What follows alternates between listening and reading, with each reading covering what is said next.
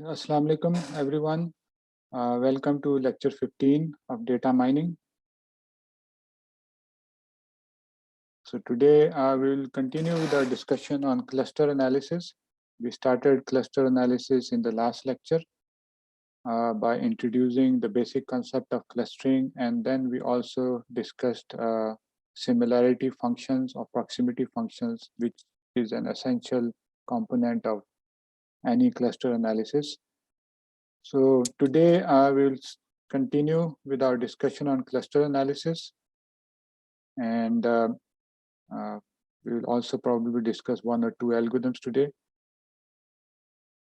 So today is lecture 15, which means that we have passed the half semester for this course, and also on this Saturday you had the midterm exam, and the content till this lecture 15 today, would be included or tested in the midterm exam this Saturday.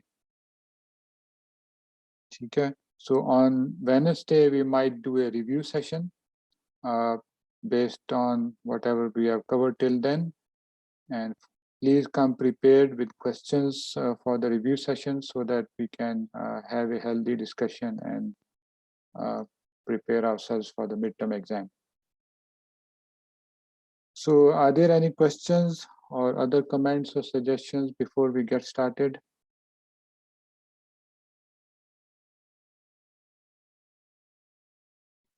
Excuse me, sir. Do we have a quiz after today's class? Today? जी. नहीं, आज कोई quiz नहीं है. I think I announced this last time. We do not have a quiz today. We will decide about the quiz after the mid. Okay, sir. Okay.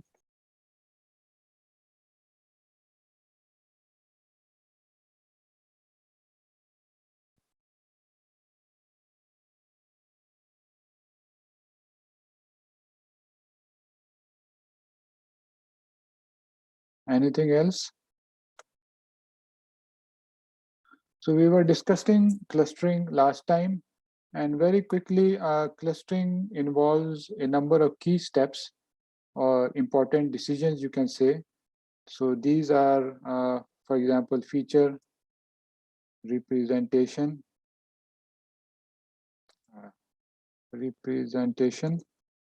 okay.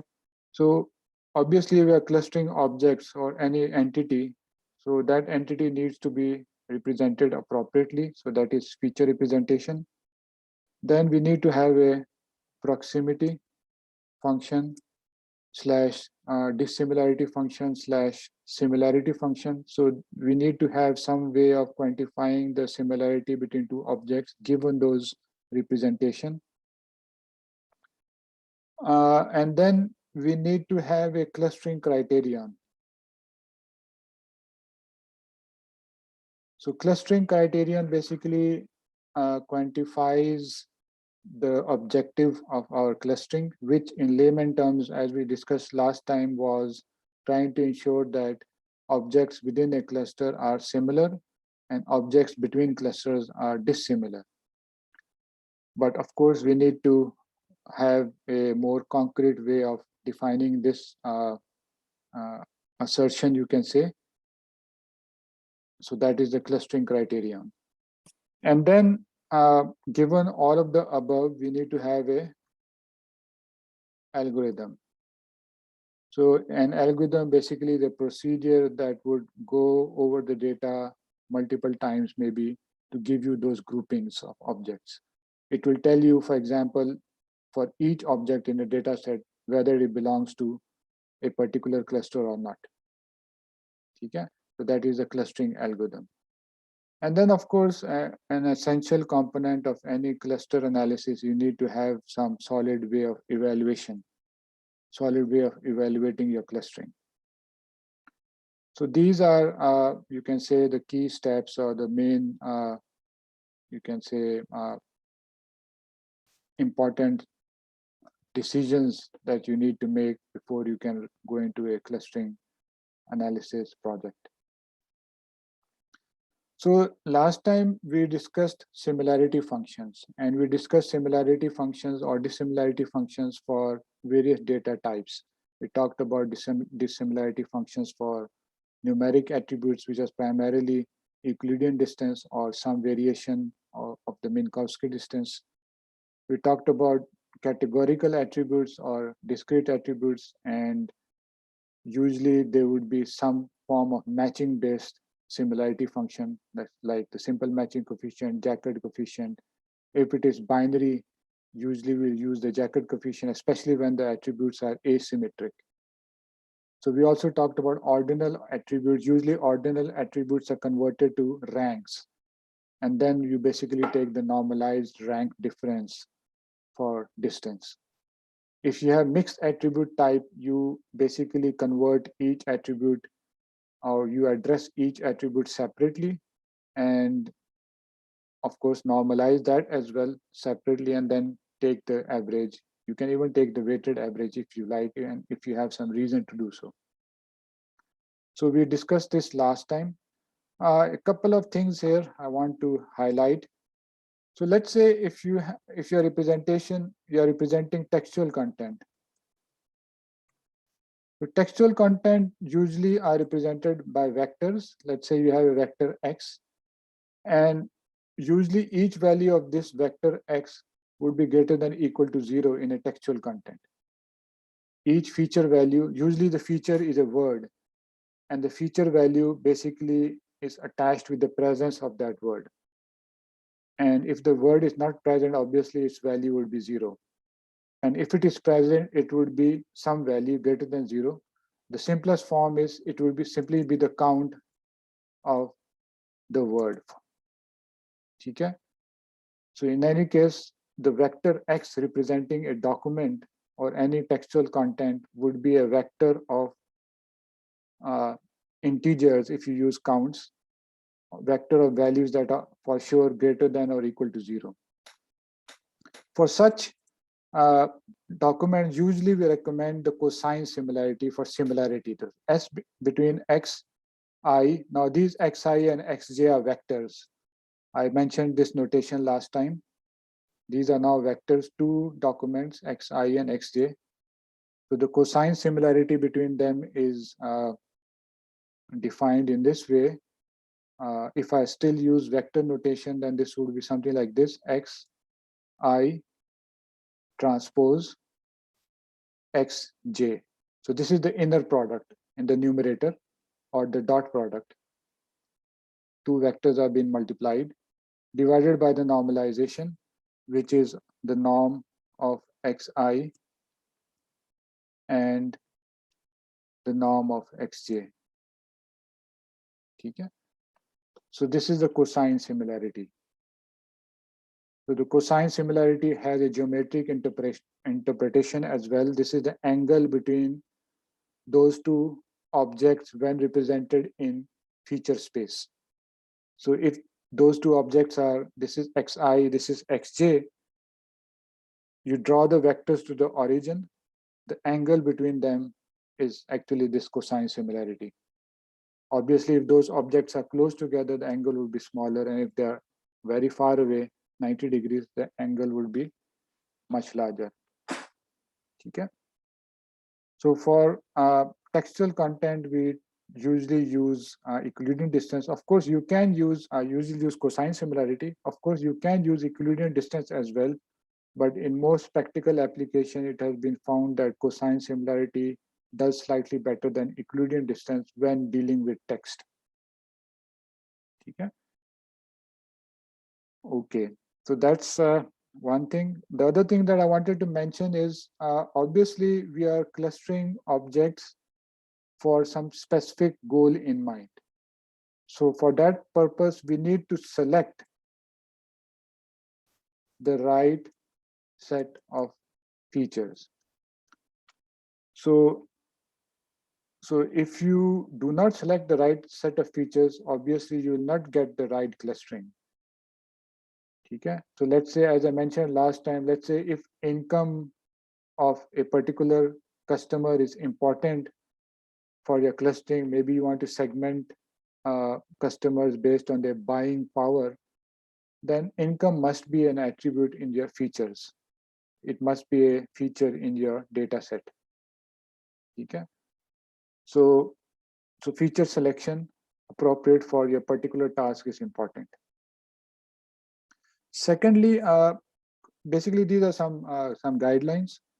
Secondly, usually data sets, objects are represented by multiple attributes. Some attribute, as we discussed earlier, some attributes might be real valued, numeric, other might be discrete, other might be categorical. And of course, you need to handle them appropriately and define the right similarity function for that set of attributes. This is very important. If your similarity function, your dissimilarity function is not appropriate, you will not get good results. So basically, define the, you can say, correct similarity function. So this is very important. And obviously, usually we don't have too much of a choice. Similarity function में जैसे हमने discuss किया, numerically Euclidean होगा, orally होगा, so it's not a very big challenge here. You can try 2 or 3 and maybe evaluate the results accordingly. One other thing, especially when you have numeric attributes, you need to normalize the attribute value range. So for example, in your data set, let's say you have an attribute age, you also have an attribute income. So age, of course, you know, would range between, let's say, 0 and 100, but income would probably range over a much larger framework, let's say 1 million, for example. Okay? So if you have multiple attributes and each attribute has different ranges, the similarity function that you apply would then would be kind of influenced by the attributes that have a higher range. And the impact of the attributes with lower range would not be felt. So to avoid this or to fix this, you will have to normalize or scale the attributes. For example, using min-max normalization. So we studied this during data reprocessing. Okay? So this is also important for clustering. Of course, as I mentioned, when we discuss normalization as well, there might be some situations in which normalization might distort the pattern in your data set. So if that is the case, then normalization is not recommended. But generally for clustering, and especially when there is a huge variation in the attribute ranges, small variations may shayad itna issue na ho. Huge variation है, then normalization is recommended.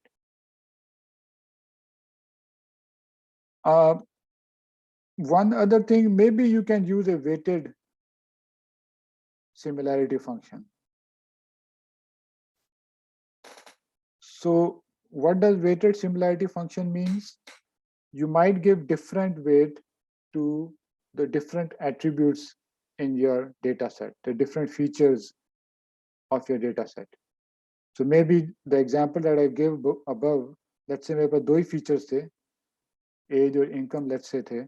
So maybe I would say that I will give a weight of 0.3 to age, and then of course 0.7 would be given to income.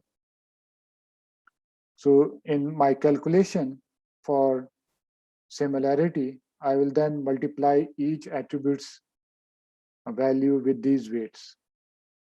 So for example, let's say Euclidean distance आप निकाल रहे हैं, Euclidean distance में आप sum of squared लेते हैं ना, let's say एक की age 10 थी, दूसरे की age let's say 15 थी.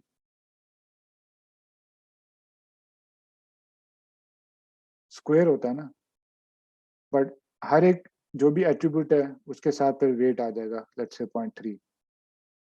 और दूसरे का let's say 0.7 into let's say एक की income 10,000 थी, 1, 2, 3, Of course, I have not normalized this. And दूसरे की 50, 1, 2, 3. ठीक है? So you can use weighted similarity values. But then the question arises, how do you decide these weights? So this is actually a non-trivial decision.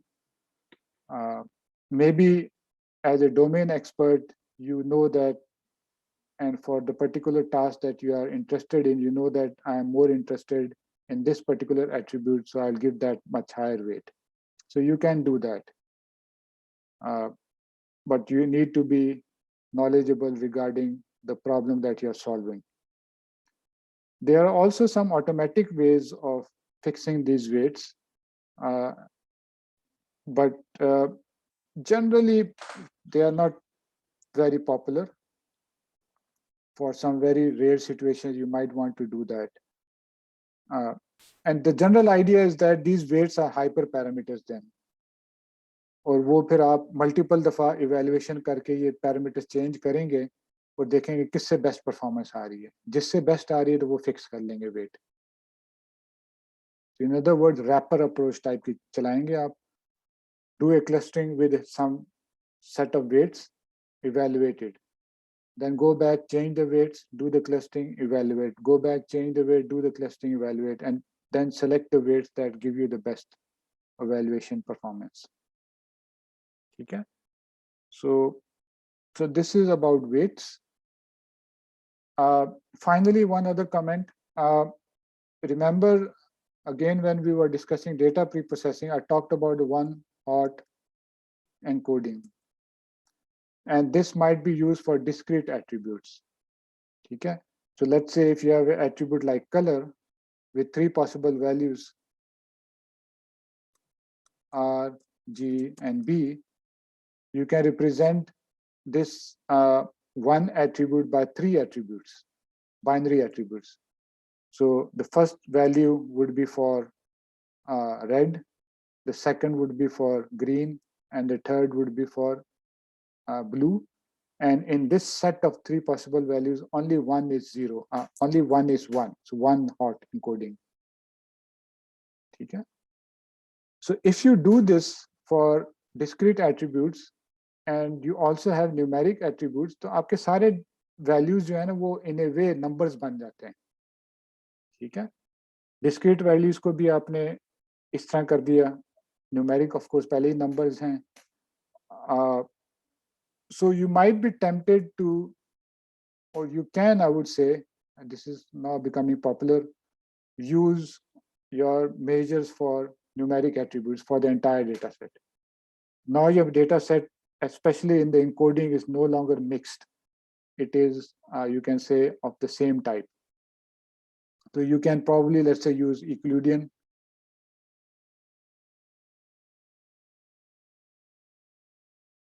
Euclidean distance. You can even use cosine similarity if you like for such types of representations. Okay?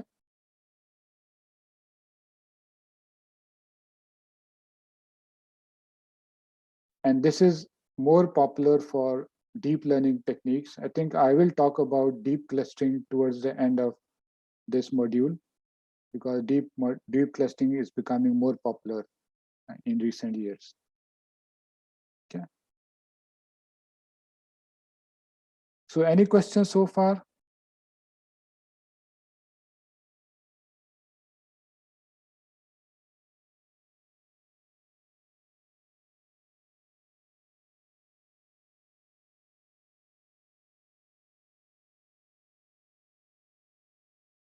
Okay. So now let's dive into clustering algorithms. And before actually discussing the first algorithm, let me kind of give you a taxonomy of clustering algorithms, meaning that there are various ways of categorizing clustering algorithms, and a particular algorithm may fall in different categories. So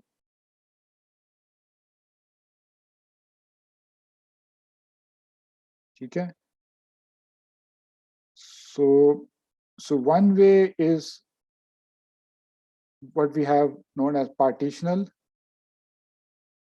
clustering, and the other complement to this is known as a hierarchical. Actually, मेरे ख्याल से. So this categorization is based on the clustering approach. So based on the clustering approach, the two important categories are partitional and hierarchical clustering. So partitional clustering essentially means that you have a data set. उस data set को आप partition करते रहते हैं iteratively. ठीक है? And you can do this recursively. So this is partitional clustering. Hierarchical clustering में ये होता है कि you start with either the entire data set or individual points, and then you kind of build clusters by merging. If you start from each object as a separate cluster, you merge two objects, this becomes a cluster. You merge another two objects, that becomes another cluster. So this is not partitional. ठीक है? इसका दोनों का structure different. Of course ये हम discuss करेंगे, थोड़ा सा और भी आगे क्लियर हो जाएगा. Maybe I think I will focus to now more on the taxonomy, और आगे जाके जब एल्गोरिथम डिस्कस करेंगे I will come back and tell you कि ये है, ये वो है. ठीक है? सो एक तो ये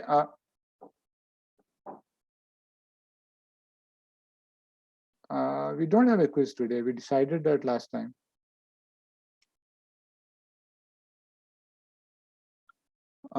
Okay.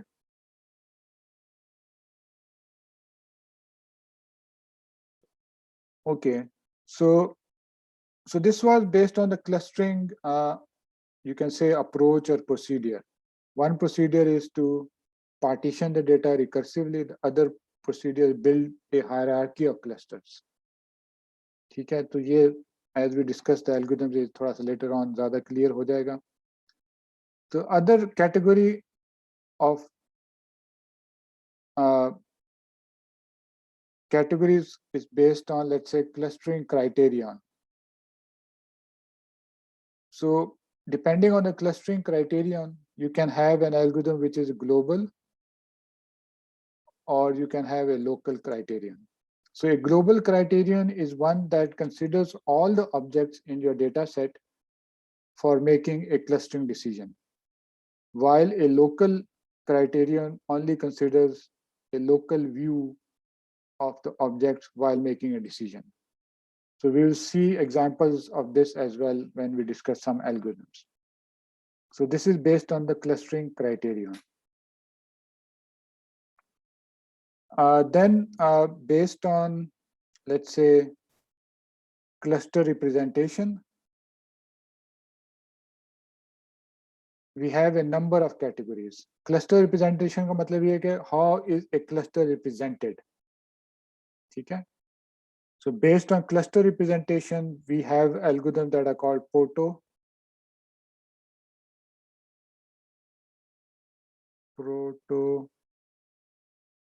prototype based. Prototype based means that you consider one object or one point as a representation of a particular cluster. Okay? So if that is the case, then that algorithm is called prototype based. Okay? Actually, one से ज़्यादा भी हो सकते हैं, but as long as you consider a few points or objects as representation of a cluster, then we call it a prototype based. So then we have what is known as density based.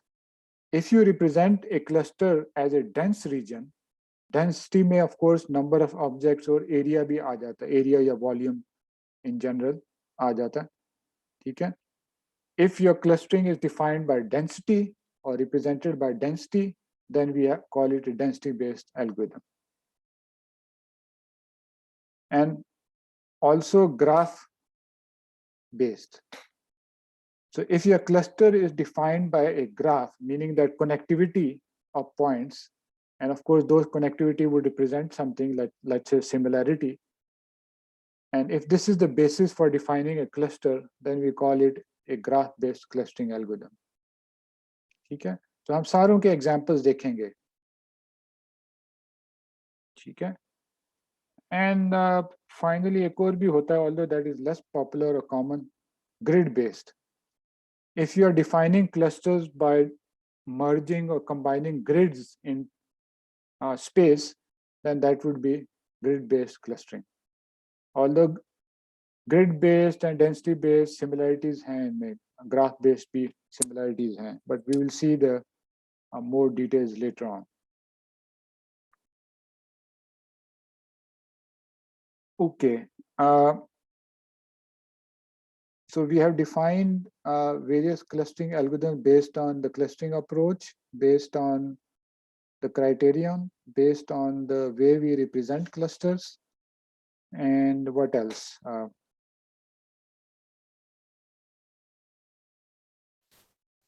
I think that's essentially, although there are a few others as well, but I think those are the most important ways of categorizing clustering algorithms.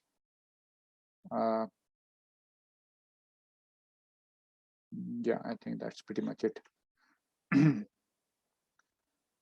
Okay, so now let's start with partitional.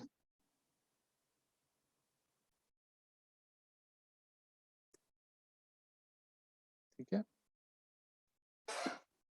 So, so what is actually the problem setting?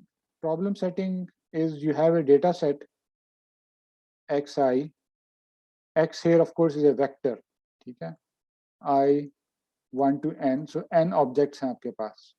Okay. And we would like to cluster these n objects into some number of groups. Okay. And of course, we also assume that we have some similarity function for these set of objects using this representation. Okay. So the partitional algorithm typically take as input the number of clusters. So input mein k is required, which is basically the number of desired clusters. Okay. So in other words, to apply these algorithms, you would need to tell the algorithm ke mujhe k clusters chahiye. This, of course, is a challenge, and we will discuss this in more detail later on. Because upfront, usually you don't know how many clusters, native clusters exist in a given data set. So, but most of the algorithms in this category require you to specify k upfront. Okay. So of course, in general, k की range क्या हो सकती है?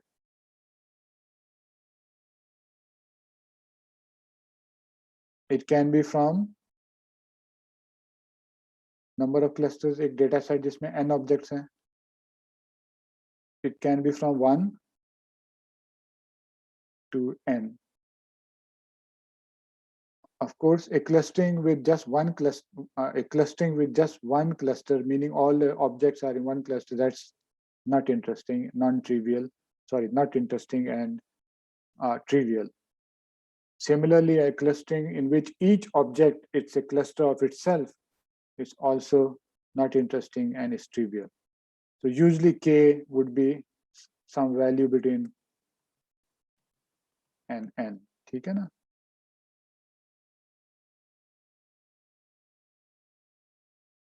So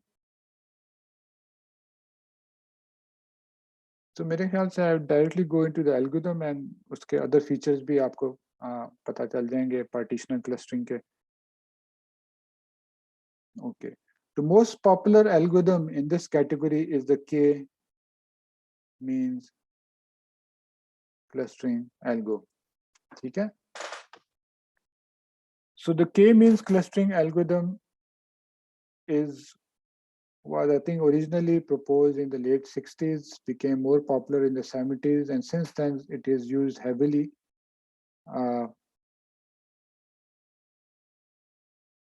So this is basically an algorithm that optimizes an objective function. And that objective function is trying to ensure that similarity or dissimilarity within a cluster. So dissimilarity within a cluster is high, and dissimilarity between clusters is also high. Okay. So, and it is an iterative process. So the process itself is fairly easy.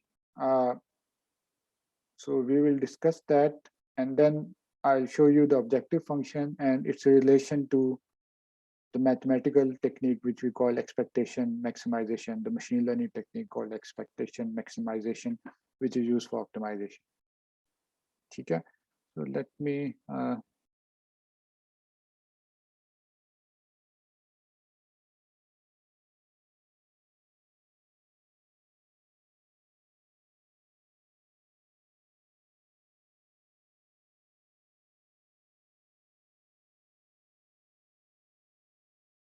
so this is the algorithm.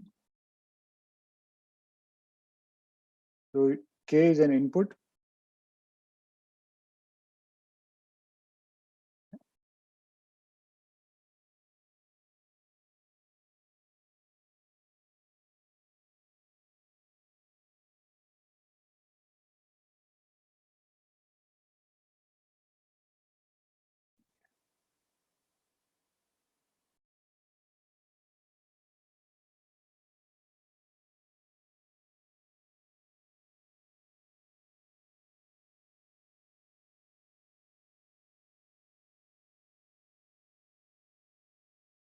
So we start with dividing the objects, which are n objects, into K non-empty subsets. So when we say subset, it means that there is hard partitioning. A particular object would only lie in one set. It doesn't lie in another set, or there is no multiple objects in multiple sets. Okay. So once you have those individual subsets or groups, you compute a representative of each group. And that representative is usually the centrally located or some central position. In the K means it is the mean of all the objects in that cluster. Okay? So this is a representation for a given cluster. You do it for all the clusters. So once you have the mean for each cluster, you then assign every object to the cluster with whose mean its distance is the minimum. Distance is usually Euclidean distance. Euclidean distance, of course, is based on sum of squared distances. Squares होते हैं उसमें, ठीक है?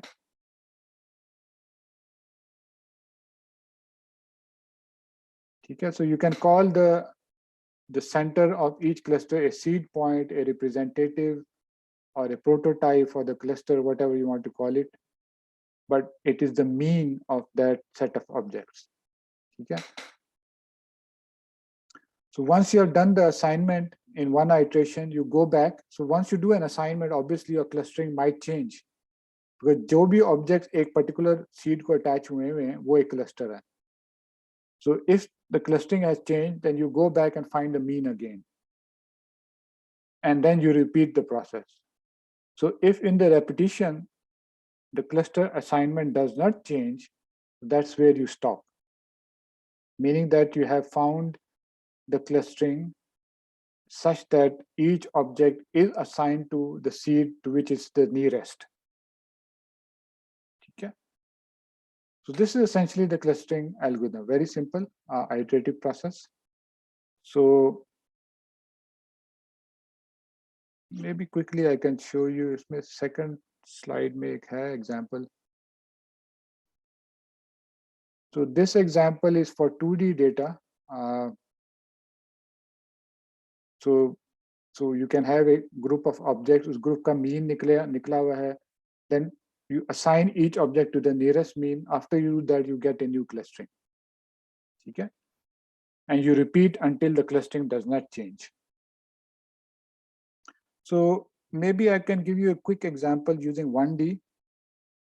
For 2D, it would be the same.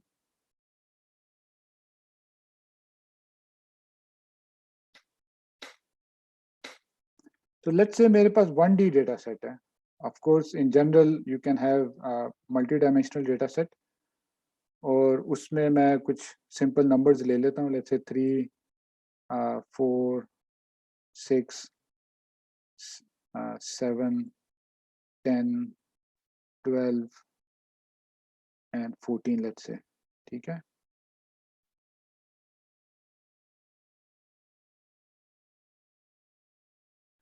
ठीक है? So we have 4 plus 3, 7 objects. ठीक है ना? So n is equal to 7. ठीक है? और let's say we want to do a clustering k is equal to 2. 2 clusters ढूंढना चाह रहे हैं. And initially, let's say we just kind of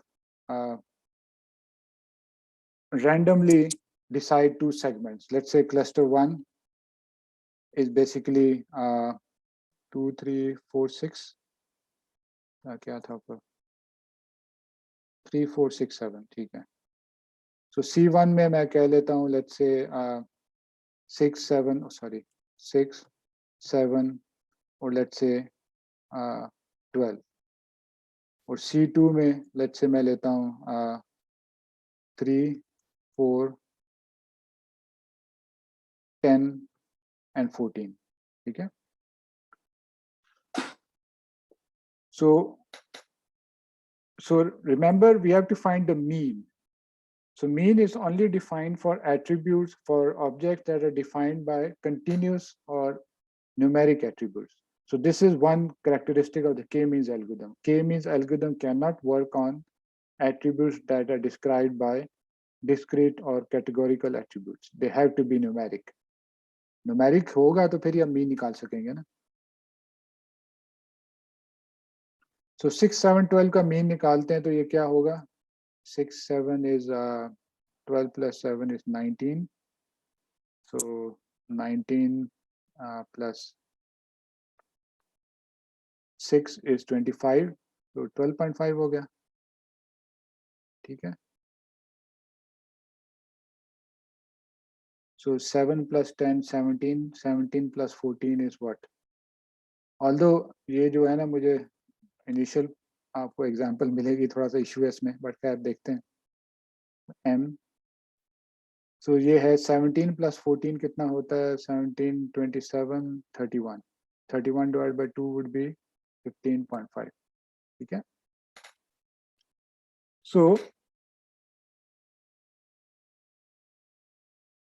So now we have the representatives for each cluster. Now you take each object and find out to which center representative it is the closest. So आप लेंगे 3 को देखेंगे. 3 is closest to what? 13, 12.5 or 15.5. Of course ये distance Euclidean distance होगा. ठीक है? But since ये 1D है, Euclidean distance simply वो difference ही होगा. Square minus करके under root भी ले रहे हैं. ठीक है? So it would be assigned to cluster 1. So मैं assign करता जाता हूँ. So 3 would go to here. Similarly 4 would also go here. 6 would also go here. And 7 would also go here. What about 10? 10 जो है 10 or 13.5 would also go here, right? Sorry, 10 is only 2.5 distance from 12.5. तो ये 10 भी इधर आ गया. 12 also भी इधर आ गया. 14 का क्या करेंगे हम? 14 is closer to 15.5 or 12.5. So 14 is actually closer to 15.5. तो दूसरे में सिर्फ 14 आया. ठीक है? अब फिर दोनों का मीन निकलेंगे. इसका मीन ऑफ कोर्स वही है 14. ठीक है? ऊपर का मीन हम निकालते हैं. So 3, 4 is actually 7 plus 6 is 13. 13 plus 7, 20. 20 plus 10 हो गया 20 plus 10, 30. 30 plus क्या था 12, 42. और कितने ऑब्जेक्ट्स हैं इसमें? 42 divided by 6. 6. 6 है, तो 42 डिवाइड बाई 6 क्या होता है? 7. ठीक है, सो अब नया मीन आ गया इसका और दूसरे का भी नया मीन आ गया. ठीक है, अब you do the assignment again. 3 जो है वो 7 के करीब है कि 14 के करीब है? 7 के करीब है. 4 भी 7 के करीब है. 6 भी 7 के करीब है. 7 भी 7 के करीब है. ठीक है ना. What about 10? 10 और 7 का डिफरेंस 3 है. 10 और 14 का डिफरेंस 4 है. 10 भी इधर आ गया. ठीक है, तो C2 में आपके पास अब हुआ 12 और 14 and you compute the mean again. ये हो गया ये क्या था? बाय द वे ऊपर मैंने मीन सही निकाले थे.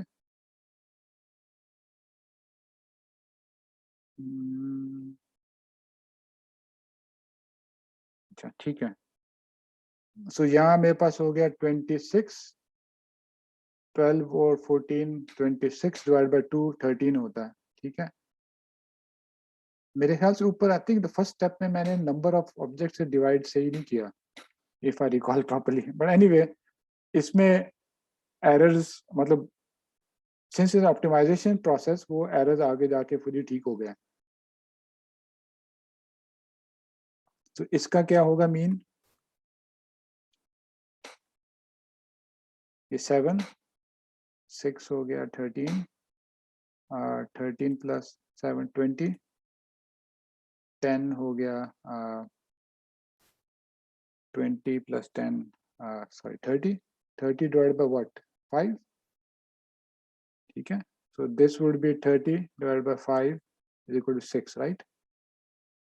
So name means आगे, and you continue in this fashion, and you will see that at one point it will stop. मतलब stop के वो changes कोई नहीं हो रही clustering में, and that's where you stop. So actually quickly देख लेते हैं. C1 3 भी आएगा, 4 भी आएगा, 7 भी आएगा, sorry 6 भी आएगा, 7 भी आएगा. What about 10?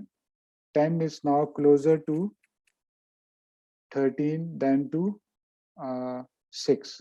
ठीक है ना. तो C2 में आपके पास 10, 12 और 14. ठीक है, and if you compute the mean and check again, उसके बाद मेरा नहीं ख्याल चेंज होगा. तो that's where you stop when no change. ठीक है, सो ये जो अब आपके पास आगे हैं 2 क्लस्टर्स और there object is the final clustering.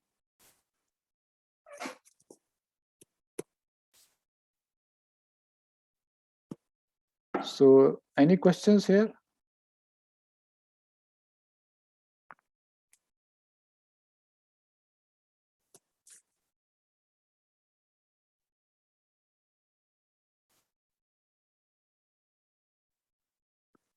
अच्छा,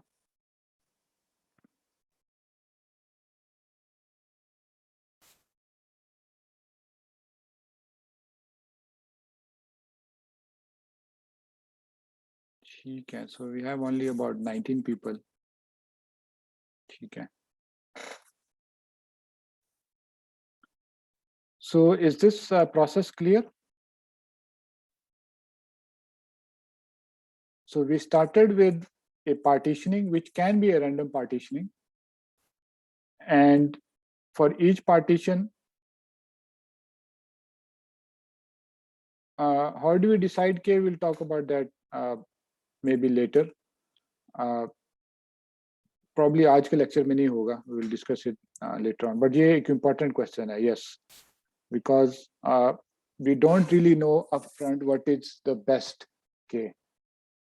So there are a number of ways of estimating that, and some of those ways are based on the evaluation that you do. तो जब हम evaluation की तरफ भी जब पहुंच रहे होंगे तो फिर हम discuss करेंगे detail में. Okay, so for each partition you compute the mean, and as I said, mean can only be computed for numeric objects, and as such k-means can only be applied to numeric objects. After the means are computed, assign each object to the nearest mean. Once you have the assignment, do the mean again and repeat until there is no change. ठीक है. Okay, now just to highlight के हो क्या रहा है इसमें. So actually there is a objective function, a cost function C, that is being minimized in this process, and that cost function is basically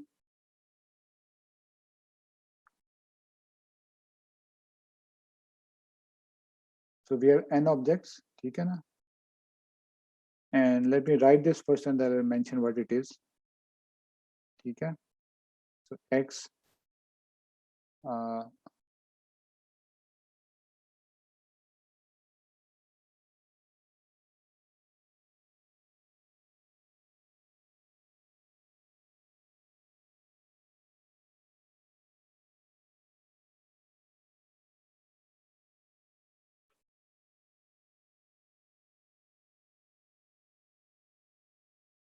squared. Okay. So this is actually the objective function that is being minimized by this process that we discussed. Okay. And what exactly is this objective function? So what is RIK? One second.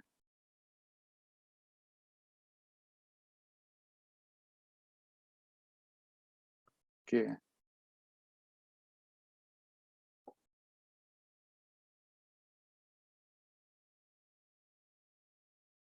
So RIK basically is an indicator function. In other words, RIK has only two possible values, 0 or 1.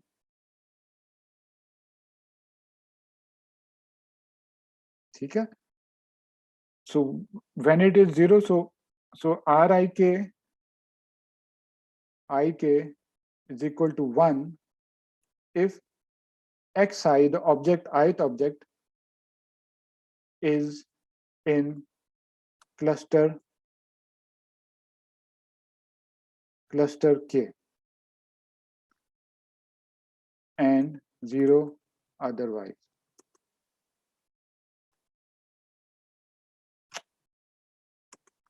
Okay? So it's kind of an indicator function that takes on only one value. And that value is 1 if the object xi belongs to cluster K and 0 otherwise. ठीक है? और दूसरी term हमारे पास क्या है? दूसरी term हमारे पास simply distance, square distance between the two, between the object and the mean of the cluster.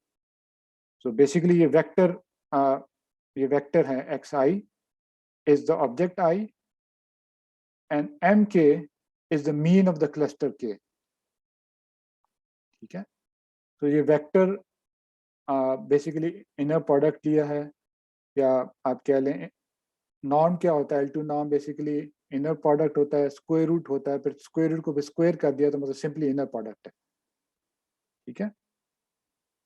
So this is, you can say, the squared Euclidean distance between object xi and the mean of cluster K. So when would this be included in the objective function? When this object I actually belongs to cluster K. If it is not, does not belong to cluster K, of course, wo expression 0 hogi, because RIK would be 0. So in other words, the cost function C is the sum of squared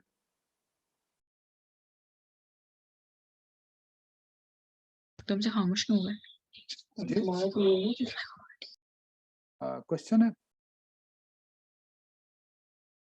Okay. So sum of squared distances of objects from their respective cluster means. Okay? So C is basically the sum of the square distances. So Euclidean distance में under root होता है तो उसको square कर दिया, under root निकाल दिया. ठीक है? Sum of the square distance between every object and the cluster's mean to which it is assigned. And your objective function है, so we are trying to minimize C. ठीक है? So in other words, हम चाह क्या रहे हैं कि we want to have a clustering such that the sum of the distances of objects to their respective means, cluster means, is a minimum. ठीक है? Which makes sense, right? Clustering criterion इसका ये है. So we want to find a clustering such that the sum of all the objects' distances with their respective means is a minimum.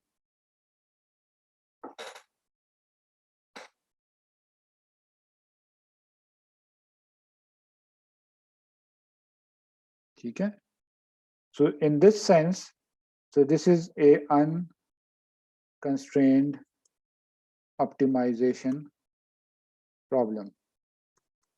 ठीक है?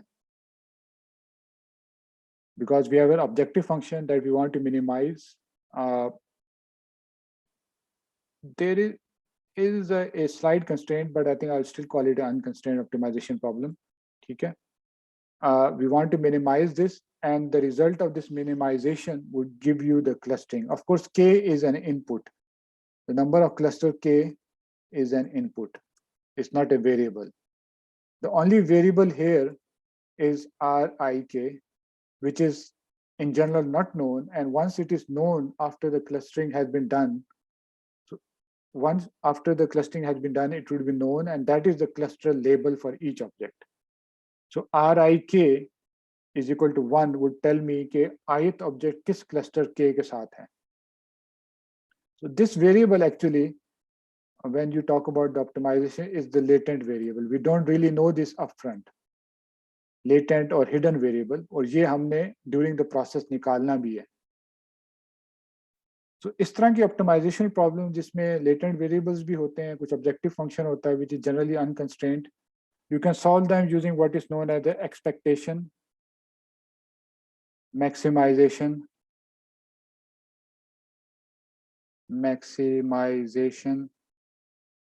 Approach कह लें इसको, और स्ट्रेटजी कह लें, इसको EM भी कहते हैं, EM algo. ठीक है?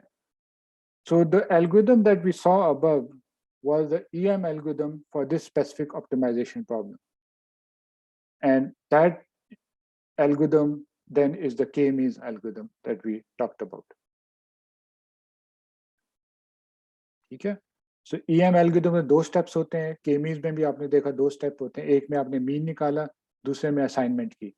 So EM algorithm में भी 2 steps होते हैं, एक को एक्सपेक्टेशन कहते हैं, दूसरे को मैक्सिमाइजेशन कहते हैं. But the general EM algorithm हम डिस्कस नहीं करेंगे, but you need to know कि ये जो K-means algorithm is actually an application of the EM algorithm for the optimization of the squared distances for object with their respective means.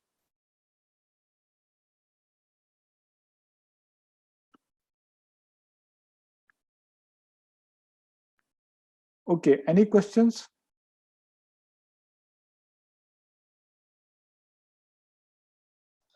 Sir आप ये EM algorithm दोबारा समझा देंगे? EM algorithm detail में तो नहीं हमने पढ़ा. What I mentioned is कि the EM algorithm is a general algorithm for solving unconstrained optimization problem that has latent variables, and for which the latent variables can be estimated in one step and then used in the next step.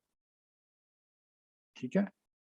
तो हमारे K-means में भी क्या हो रहा है, हम पहले खुद ही उसको latent variable क्या था हमारा, इधर Rik था, हमको पता होना चाहिए कि क्लस्टर ऑब्जेक्ट I किस क्लस्टर में है. ठीक है ना?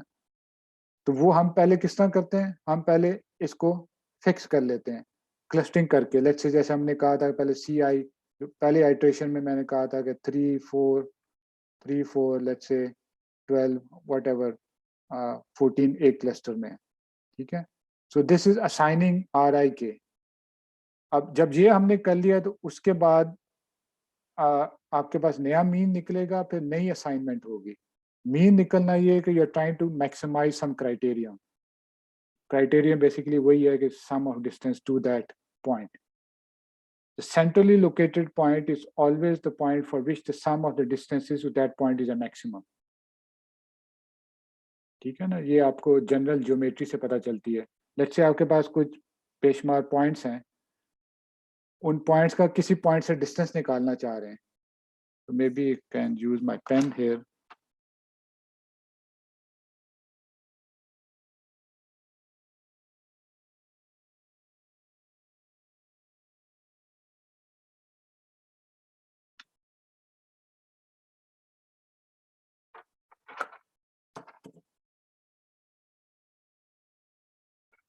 So let's say कोई आपके पास पॉइंट्स हैं इस क्लाउड के अंदर, ठीक है. So, इस क्लाउड में लेट्स से कोई यहाँ एक पॉइंट ले लें आप, इससे आप डिस्टेंस निकालेंगे तो इस क्लाउड्स का तो काफी ज्यादा होगा, या कोई और पॉइंट इधर ले लें उसका भी ज्यादा होगा.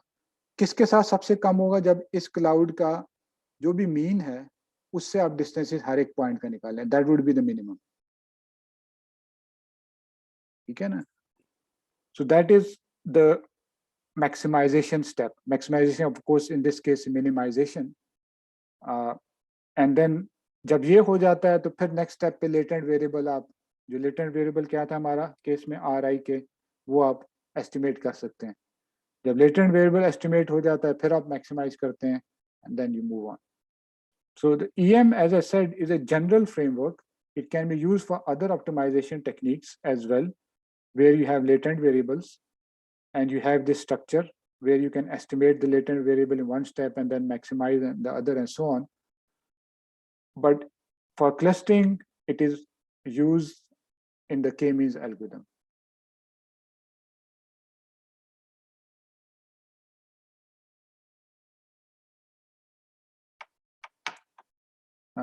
Is this clear or कोई additional information भी चाहिए?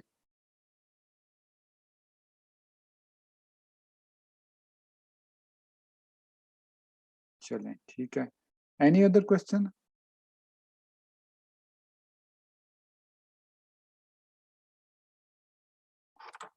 Of course, if you study EM in a more traditional fashion, तो वहाँ probabilities भी आएंगे. तो I don't want to confuse you too much details. ठीक है? Probabilistic approach है.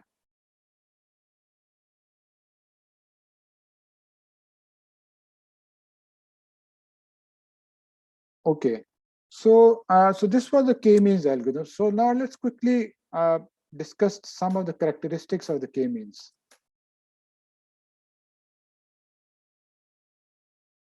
Okay. So one of the characteristic is can be applied, and some of these characteristics would be a positive, some of them would be a negative for the k-means algorithm. Or I should say,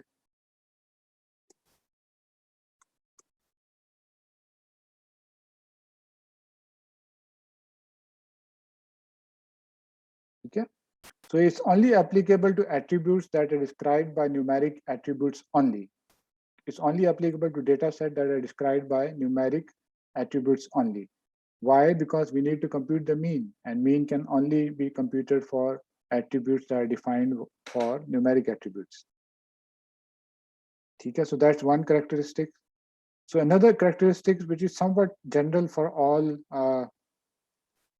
partitional algorithm, K is an input. So oftentimes we don't really know what is the best K for a given data set, but for applying the k-means algorithm, we need to specify K upfront.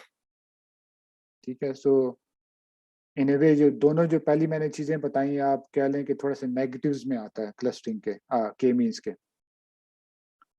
What else?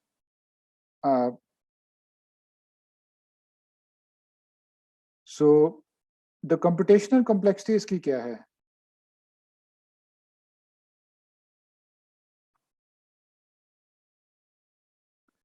So what happens? You have a number of iterations. ठीक है. चलें iterations को मैं कह देता हूँ T, capital T कर देता हूँ. ठीक है. So T is the number of iterations. ठीक है. N, of course, of objects. ठीक है. And K, of course, is number of clusters. ठीक है. So अब क्या हो रहा है, हर मल्टीपल आइट्रेशंस हो रही हैं। कितनी आइट्रेशंस होती हैं? यूजली ज़्यादा नहीं होती, बट वो टी है। एन ऑफ कोर्स आपके डेटा पॉइंट्स हैं, वो ज़्यादा हो सकते हैं, थोड़े हो सकते हैं, depending on the application. K number of clusters and of course K as I said would be less than N, much less than N. ठीक है ना? तो अब हर एक आइट्रेशन में क्या हो रहा है, हम मीन निकाल रहे हैं। ठीक है, मीन निकाल रहे हैं और फिर हम असाइन कर रहे हैं। असाइन करने के लिए हमको क्या करना पड़ता है? मीन निकालने में ऑफ कोर्स सारे ऑब्जेक्ट्स का एक मीन निकालें, that's usually one complexity is one step. Assign करना है तो हर एक ऑब्जेक्ट को आप लेंगे विच आर एन ऑब्जेक्ट्स, और आपने हर एक मीन के साथ उसका डिस्टेंस निकालना है। ठीक है, सो दे आर के मीन्स, के क्लस्टर्स, तो आपको के डिस्टेंसेस निकालने पड़ेंगे हर एक ऑब्जेक्ट के। उसके बाद आपने देखना है कौन सा बेहतरीन है, कौन सा क्लोजेस्ट है। ठीक है ना? सो गिवन दिस, तो इसकी कॉम्प्लेक्सिटी क्या बनेगी? T, K and N. T is the number of iterations. Her iteration में N के ऑपरेशंस हैं। हर एक ऑब्जेक्ट को K मीन्स के साथ आपने डिस्टेंस निकालना है और फिर वहां से एक चूज कर लेना है। So as we will see later on, this is actually efficient, and of course it's efficient because linear also, linear in N and K.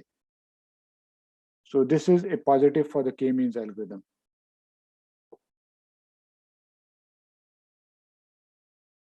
ठीक है? So what else?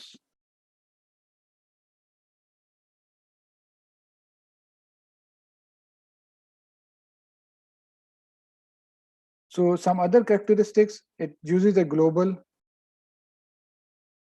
criterion.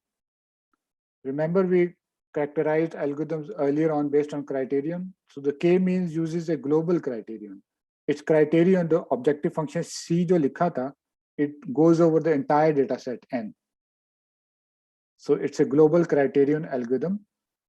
And for any algorithm that is global criterion is generally considered good, meaning that के वो global optimization की तरफ जा रहे हैं हम। Although ये जो optimization problem है, इसका ये convex नहीं है. So you might have multiple minima, और आप किसी भी local minima में रुक सकते हैं. So this is an issue, but this is an issue I think for almost all optimization problems in machine learning. Very few are convex. Okay, especially nowadays with the invent of neural networks or popularity of neural networks. ठीक है?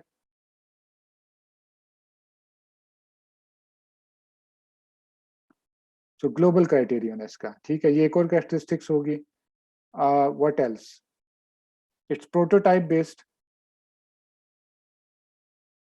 ठीक है? Each cluster represented by a mean, a single point. ठीक है? Prototype based है. And what else? It is also partitional, जो पहले हमने देख लिया था. ठीक है? ठीक है? What else? So of course जो मैंने पहले बताया था कि only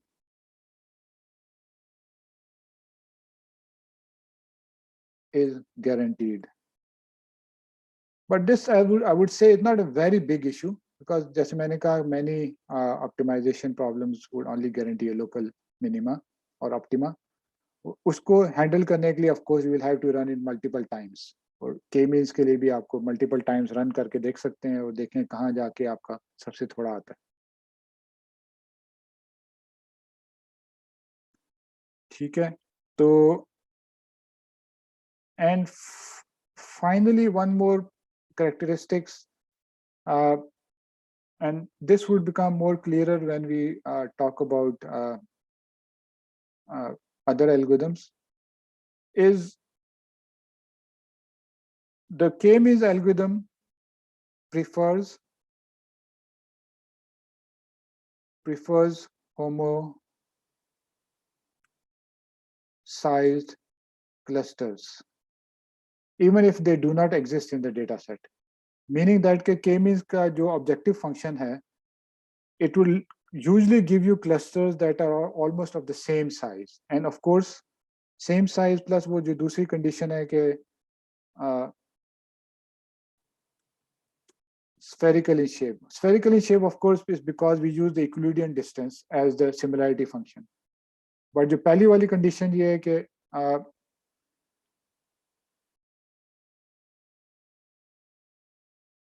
prefers homogeneous size question. ठीक है? That is because of the overall objective function. ठीक है? तो if I want to explain this quickly,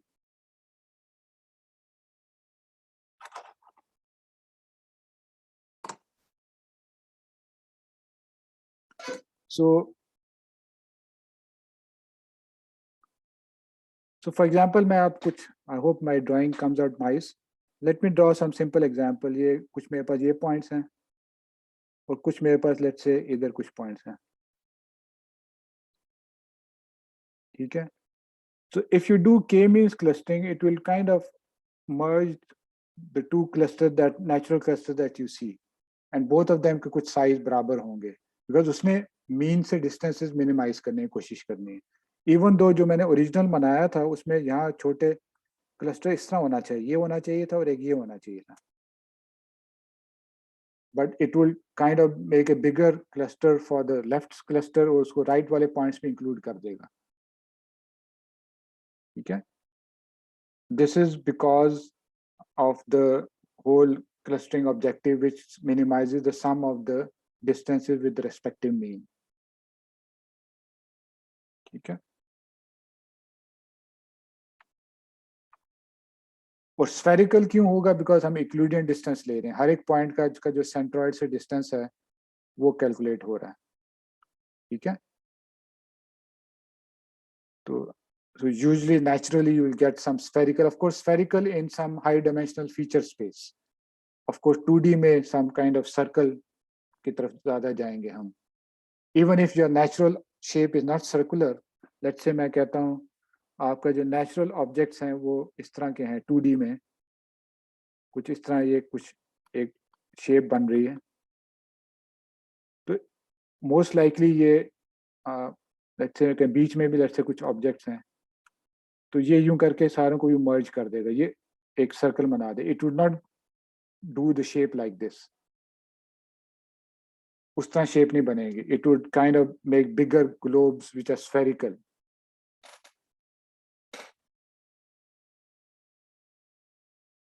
So this is a result of the clustering objective as well as the Euclidean distance that we are using for an Euclidean with 1 point, one prototype, 1 point. So that leads to a circular or spherical representation.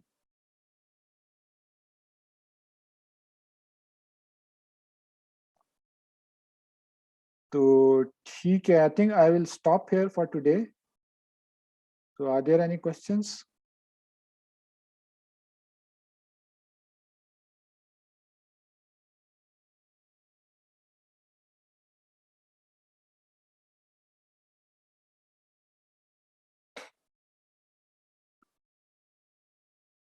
So are there any questions? No, sir. ठीक है, तो ये आप गौर से पढ़ लें because ये यहाँ तक आपका आ रहा है एग्जाम में. ठीक है, mid term exam on Saturday.